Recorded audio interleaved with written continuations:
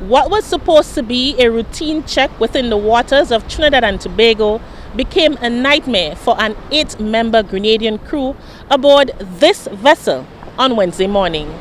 Like every Tuesday, the vessel Rainier, along with its crew, left the docks of Grenville for Trinidad for its weekly trip on March 1st. At around 4 a.m. Wednesday morning, while in the waters of the neighboring island, they were stopped by Coast Guard for what was supposed to be a routine check. However, according to Keith Joseph, operator of Rainier, this check was different as they were greeted with hostility by officers, nothing like they had experienced over the years of sailing between islands. He claimed that one of the officers was using obscene language to them and pointed his gun in the direction of the crew. My crew member here said, you better be careful with the pointing of that gun because you had an incident where a kid was accidentally shot and killed. And that made it even, more worse. And he said, you know what, we're taking you guys to the base. The captain said, why you don't want to take us to the base? Because it's kind of difficult to maneuver in there. We've never been in there before with that boat, and she's pretty heavily laden. And he continued to say, well, you heard what he's saying. You're not deaf.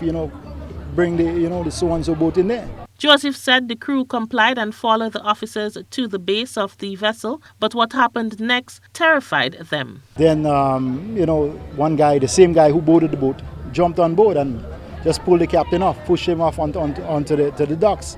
He was, brutalized, slapped, kicked, punched, thrown to the ground. And the same guy pointed to my crew member who mentioned to him about the shooting incident with the Coast Guard. And he said, I want you to come down. So he proceeded, and as he landed there, 2 of them jumped on him. Slaps, kick, punch.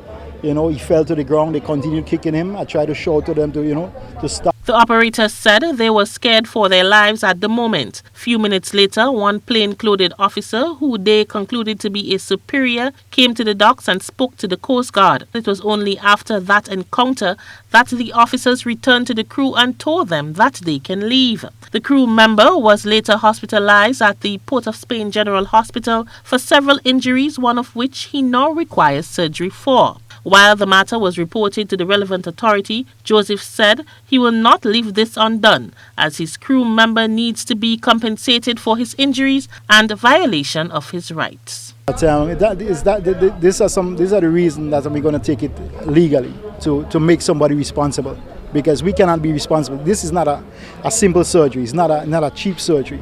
Okay, so the Coast Guard, the Trinidad government, somebody has to take responsibility for that. I'm in a position to stand up, and I'm not afraid to stand up. It's the guys' rights, it's our rights, it's human rights. It involves everyone. It's not just us. Because if that happened to us, we trade with Trinidad every week.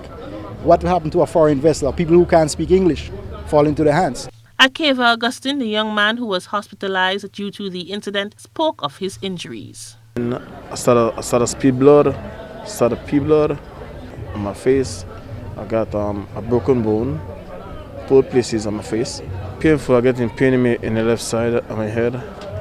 Real pain, I can't really watch in the sunlight because it make me eye glory. Trinidad Coast Guard is already under the microscope for the killing of an infant after Coast Guard officers opened fire on a boat carrying Venezuelan immigrants last month. The RGPF, when asked about this incident, told GBN that they were unaware and will make contact to ascertain a report on this matter. GBN will reveal to you more about the story as it unfolds. Standing outside of Grenville Port, I am Rena Thomas reporting.